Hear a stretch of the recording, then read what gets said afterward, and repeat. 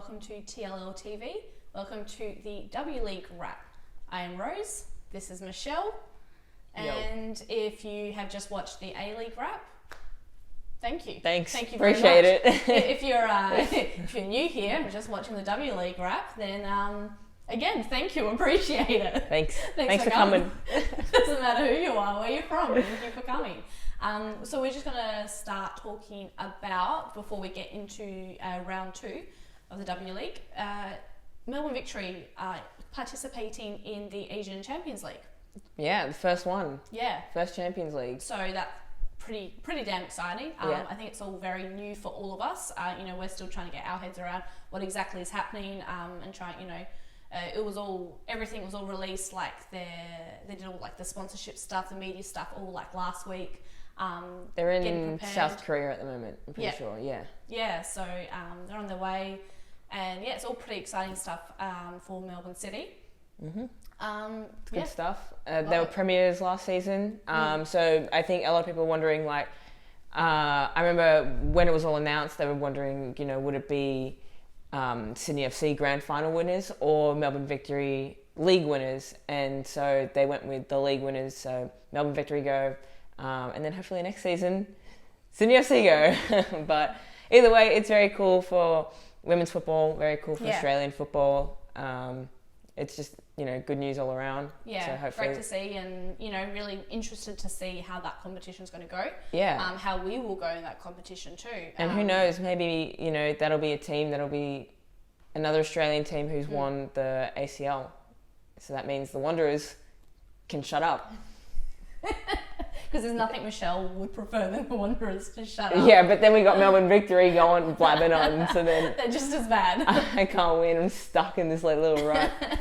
But then that brings us to what Thursday's night game was, which was Brisbane Roar's opening game of the W-League against Melbourne Victory. So they have just played their game, and they have just won their game as well, Melbourne Victory. Yes. Melbourne Victory won 3-2. So absolutely fantastic for them to now head into the ACL, on a win, on a great win as well.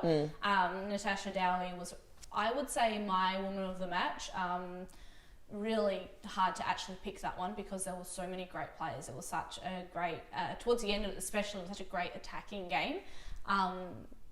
Both the keepers were insanely good. Casey Dumont was sensational.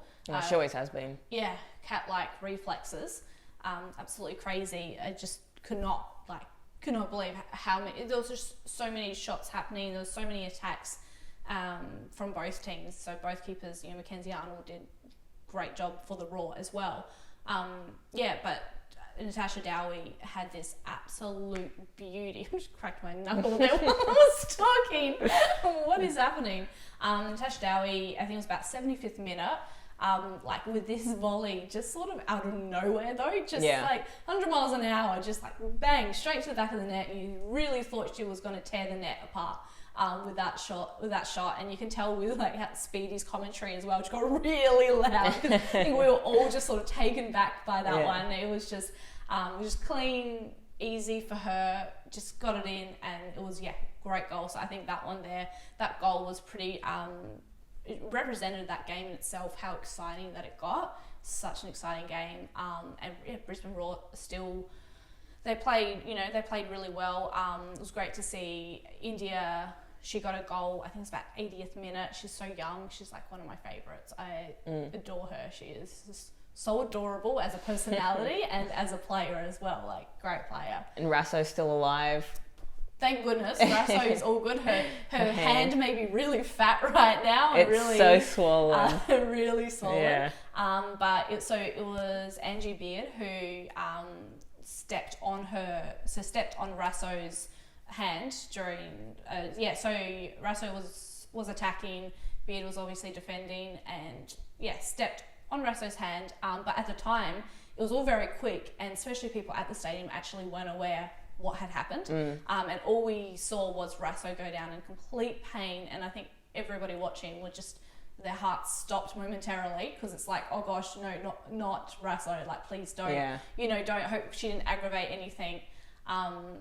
And yeah, so thankfully, in a way, I guess, it was, you know, just the hand. She came out and said, like, the next day, you know, I'm all good, like, you know, it's, you know, nothing too serious that is going to have me out for too long or anything like that. So she's all good, and she's a trooper, and she has got the most swollen hand ever right now. So she's posted a photo on her Instagram story about it. So yeah, so she definitely knows what pain feels like. I tell you what, she is going through the wars lately. And you know, obviously, Angie Beard, good on her for like just didn't even care that there was a football match going. She just the second she heard the scream, runs straight over. So she's a great girl, that one too. Yeah. But I think, you know, that's just a very good, you know, thing to do for as an athlete. You know, it's good sportsmanship to just you know, make sure that the other person is all right. Like when someone screams like that, you gotta just kind of put aside the game for a moment and just make sure that they're all right. Because I respect our female players so much. I mean, you know, nothing against the men, but I've noticed a lot of our girls are quite caring like that. Like they're extra caring. Like as in, you know, they're very likely, you know, to stop in a situation like that. Not saying that the men wouldn't, but I think there's just a different nature around it. There's a different way that they go around it, and our girls have always been really good at that. But I think it's also the game is different in the sense that like the girls don't tend to play in that tactical way of drawing a foul and trying to get the foul. Yeah. They tend to just keep going until like someone's literally in between their legs. Yeah. Not in that way.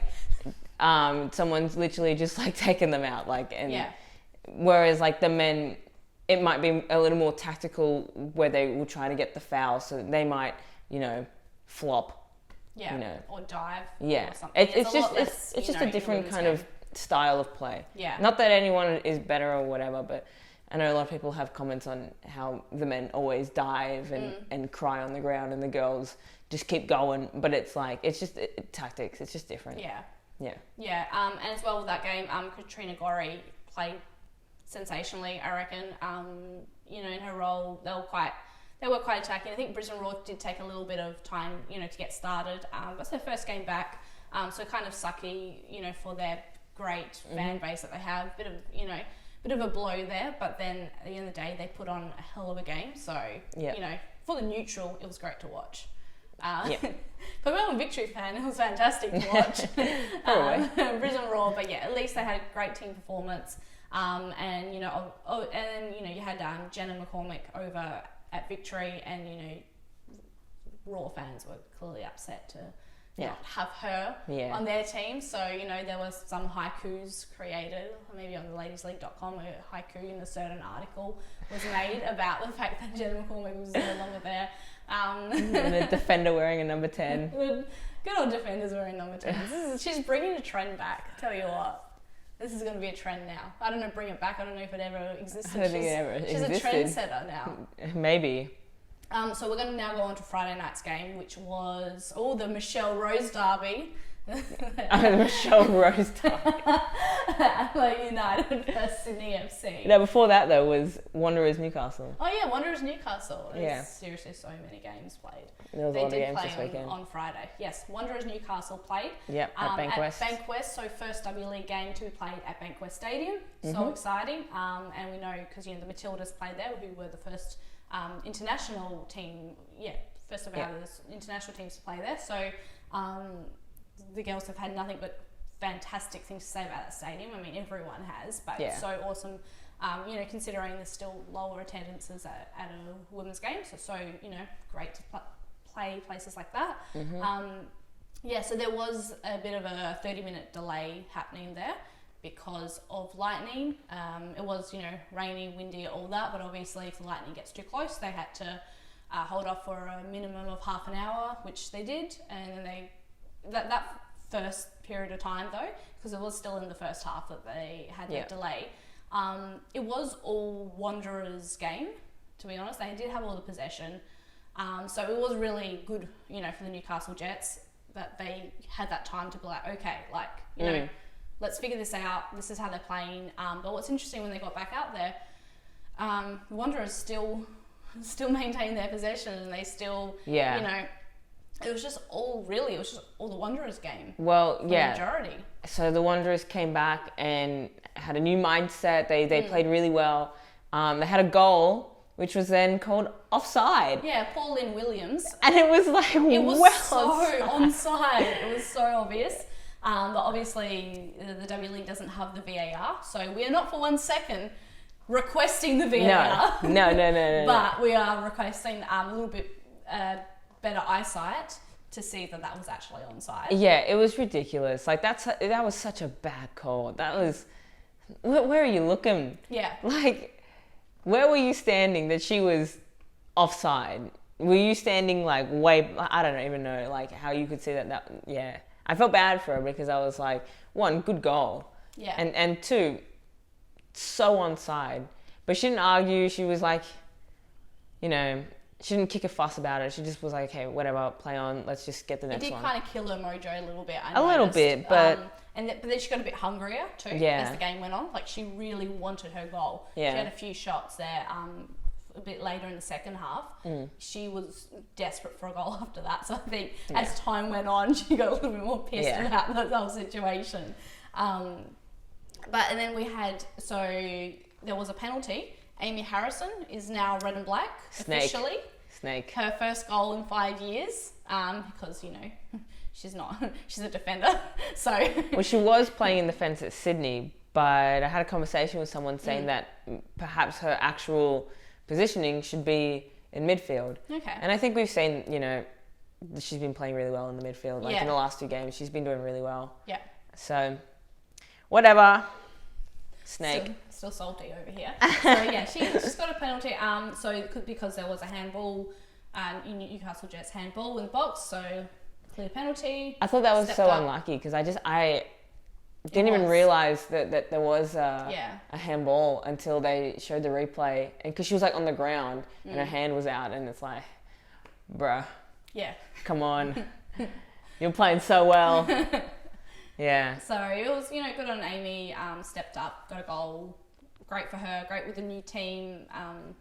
Did nothing but build your confidence. So yeah, it was great to see that happen. So yeah, it ended 1-0. Did end 1-0, didn't it? We're gonna say it ended 1-0. Should have been 2. We're getting to the point now of like all the games that it's just like they're all getting mixed up into one. It should have been 2-0, but it was 1-0. Yeah, it felt like a 2-0, but so Newcastle Jets with a lot of work to do, like from that one.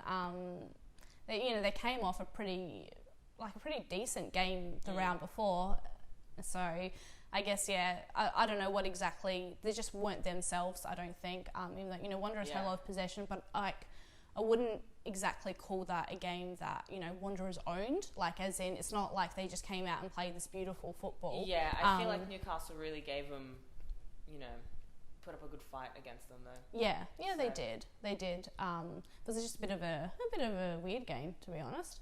But I'm sure the lightning delay did not help at all. So then we move on to the Michelle Rose derby, of course, which was then played right after that game. At Martin Stadium, Adelaide United v Sydney FC. It's the one. The commentator did not know how to pronounce the names.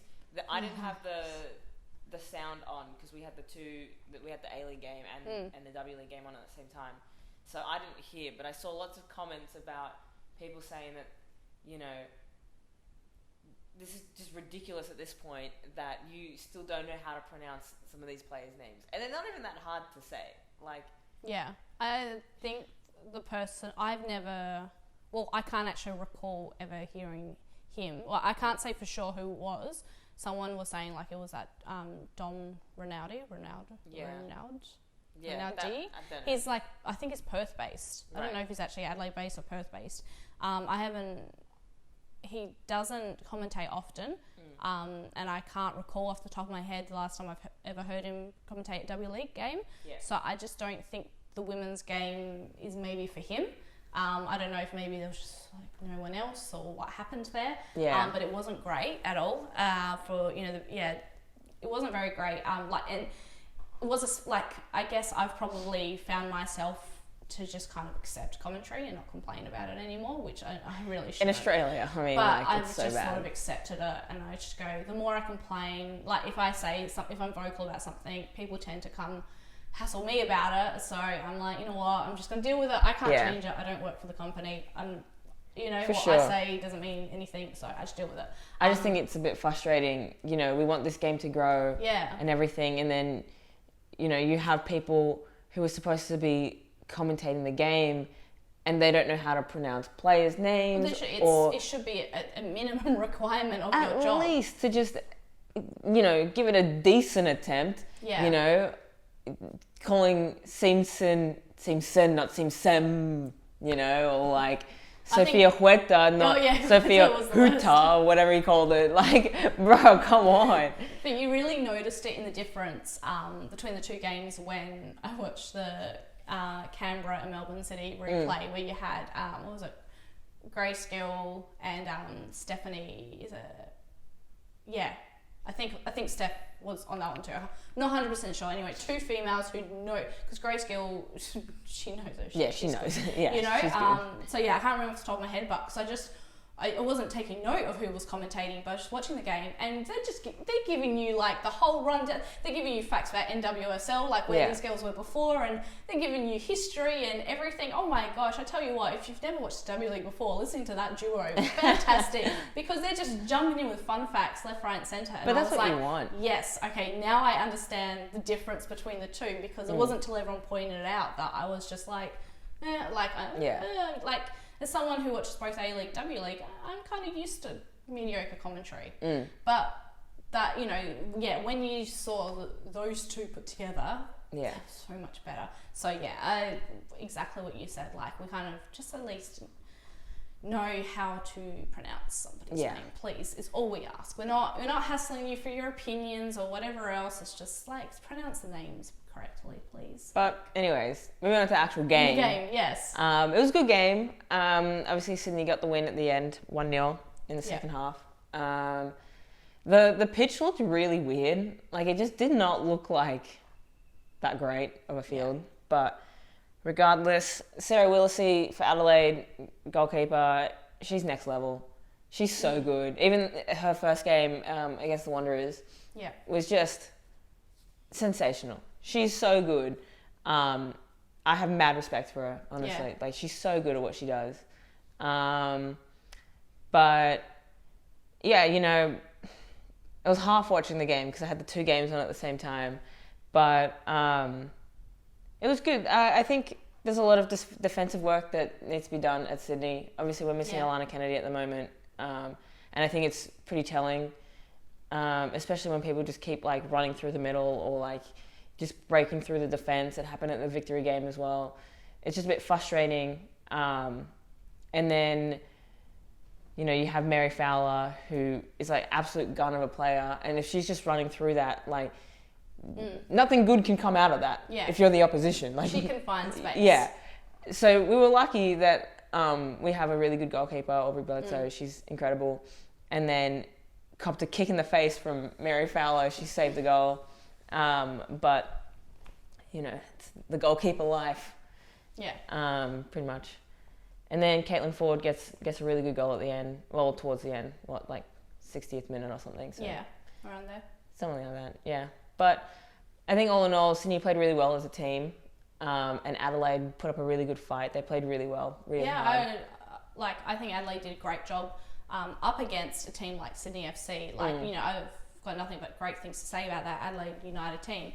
But, you know, when you look at the team sheets alone, you know, and you look at the differences and, you know, where these girls have just come from, and, you know, Adelaide United have so many that have just come from the local WNPL. Yeah. And they're jumping in straight to the W-League, and then you've got, like, you know, all your Matildas over there in Sydney FC. So when you look at it from that point of view, I think Adelaide did a really good job, put up a really good fight, and to only come out, you know, at 1-0, I think, you know, as their first meeting against Sydney FC in this season, I think that's an excellent job, and you know, great for, you know, our younger players, and great for our players that are just, generally a WNPL player. So. It was a bit frustrating as a Sydney FC fan watching that game and just being like, what is going on? Like, Yeah. where is the same team from last week where Simpson got 2 goals, you know, got a goal in the first 4 minutes of the game? Like, so, you know. The last week's game, a lot more energy was in that one, Yeah, they this felt a one's bit flatter. Yeah. So, but, you know, Chloe Garzo put up a really good match as well, put some good balls in, so, and we got the winner in the end, and that's all I really care about. So, good job. 6 points for Sydney FC this weekend. All right, Smug FC. And then, so final game of the round was on Sunday in Canberra. So Canberra United versus Melbourne City. Really interesting game that pissed off a lot of people. Yeah, Twitter was not happy. Is all we can say. Taryn wrote our article for that one, and I tell you what, I think, oh my gosh, I can't remember now what her opening line was, but it's just something like, you know, what are you doing, Melbourne City? Like, there was so much frustration in her article, which was really interesting. So, you know, just shows like what kind of game that was. And again, I just want to read out Melbourne City's lineup, but like their formation, which I find really interesting. So we keep discussing how Catley, I screenshot the wrong lineup. You're a fool. See, Melbourne City put out their lineup. I screenshot the A-League lineup. Anyway, so let's just imagine we've got a Catley over in this spot over here. Because I remember they've got three in the back, and then you've got Ellie. Ellie is on her right, and then you've got, because Ellie Carpenter. They had 5 at the back. City. 5 at the back? They played a back 5. So technically back 5, but you've got your 3, and then playing a little bit up forwards is your Ellie Carpenter, and then your Steph Catley, who also fell into like a 9 position at times. So it was just, thank you, I'm glad you got that one really quickly, because that would have taken forever for me. Yeah. So we've got... Okay, I see what you're saying with them. Yep. Continue to what I was saying. You know where I'm going with things. So pretty much, yeah, you got Williams in goals, standard. So you got like half the Matildas on this team. Yeah. So yeah, it is a back 5 where it goes like this, but it doesn't feel that way because Ellie Carpenter, even though she's a right back, she's playing pretty much up in the midfield, and the same with Steph Catley, who's on the left playing up. Forwards, they're very much pushed up. You got Emma Checker like dead center in the back, and then you've got Kinga and Lewick and Van Egmond in the middle, and then I don't know how you say this one's name. Oh, that's Mijatovic and Simon at the front, so front 2. But it's just very strange. Like that back 5 is so weird because it's so high up that it's almost. It doesn't look like. It's just looking at that starting lineup, it looks a little bit like Defender FC. Like when you look at all, how many of them can play like in a defensive role, but they're multitasking here. They're also playing in attacking. So it's just really interesting. Like I feel like it's a really versatile team. Yeah. And as well, kudos to Kaya Simon, who's come back from injury. In the starting lineup. Like, that is so awesome to see. She's, like, you kind of forget about her because, because she's been sidelined. So then we've been talking about all these great players from Melbourne City, and then you got Kaya Simon. Who comes back, and it's like, oh my God, how can anyone beat them? But Canberra put up a great fight. And even so, Stengel with a goal. Her goal, you had Camilla with a hell of a shot, lots of power behind it, hits the post, comes back to Stengel for the rebound, and then she slots it in. So great goal for Canberra. But what was, I think, the most interesting talking point from this game would have been the penalty, which was where Kinga fell down, pretty much like a sack of potatoes. She fell. Let's be honest. She felt like me trying to walk anywhere ever, or actually me trying to walk in heels. So that's kind of how she felt. Kind of fell down, and then the City play fell down as well with her. They all fell, and all of a sudden that was a penalty. So there was a lot of aggression there. That that she just fell, like So obviously that was given a penalty, and then Van Egmond stepped up. She's obviously always going to score that penalty. And it was her first goal for City, I'm pretty sure. Yeah. Because it's her first season after leaving Newcastle. So, yeah. Yeah. What are you looking at? The screen. Going. Something's popping up on the screen. she's a both TV personality and camera woman today. And editor. And editor. Of everything. But yeah, but I think, Canberra, like, they put up a good fight. And then you got Seamus, as we're now calling her, Sham. Yep, Seamus. Because Taryn accidentally wrote in her article Seamus because it's like a nickname that she calls her. And then Taryn, feeling unwell at the moment, she just decided to just forget. She forgot to get rid of Seamus, and now she's Sham Camus. She did a great job, and then her sister Lena also did a fantastic job up against Ellie Carpenter. They had great challenges between those two happening. I just think that just a great game. Canberra always put on a great game. The spectators there, it's always great. Well, this was Ellie's game against her old team as well, so maybe she had a point to prove as well and had to play better. I didn't get to watch the game, but that's life, right? Ellie's got to. That's life. Ellie's got to Ellie. Ellie's got to Ellie. Yeah. And run. People were saying that she just had lots of energy during that game, though, running up and down. But we knew this. Yeah, she has so much energy all the time. She would have been on. She would have really been on for that game. You want to. You go back to your old club, and you want to give the whole, you didn't want me, or even if they still wanted you, you went somewhere else. You always got to give the you didn't want me, no matter what, no matter the circumstances. But obviously, Melbourne City winning that one. So Melbourne City looking pretty, as a whole, looking pretty smug FC at the moment. But again, like we were saying, in pre-season, Melbourne City are going to be damn hard to beat, and Sydney FC are going to be hard to beat. So it's a short round. It's a short season, sorry. So we normally wouldn't start saying predictions so early on. But with how the teams have played already, it's like the predictions are looking pretty accurate, and as we get towards finals, your ones to beat going to be Sydney FC and Melbourne City, but I'd love to see the other teams really step up and show that an underdog can do it and beat Sydney FC. Please. Undefeated this season. Please, hun. Could you imagine Invincibles? No. So I think we're both pretty maxed out on talking about football. I think you can tell that everything's gone pretty slow as it's got towards the end of this recording. Lots of football happened over the weekend, lots of games that we watched. So we are pooped. But I would say, what was your favourite game though, overall? If you had to pick a favourite of the W-League games, and don't say your team just because your team, what did you enjoy the most? I only watched 2 games for the W-League this week. To pick one of the 2. Then I'll pick Sydney. Sydney Adelaide. Sydney won. I love that. There's so much diversity here. I'm not going to say the Wanderers game, am I? Because the Wanderers won that. Well, my favourite was definitely Brisbane Roar and Melbourne Victory on the Thursday, and when we were checking our notes today, it was just like, that happened all the way on Thursday. We still love Thursday football regardless. But it felt like so long ago, and definitely, so if you haven't caught that game and you want a game to rewatch this week, then watch that one. That one would be my game to watch. Fantastic. Loving Victory. Victory might even be the underdog that does. Well, they're not really an underdog. Not really an underdog but at all. They might were be premiers.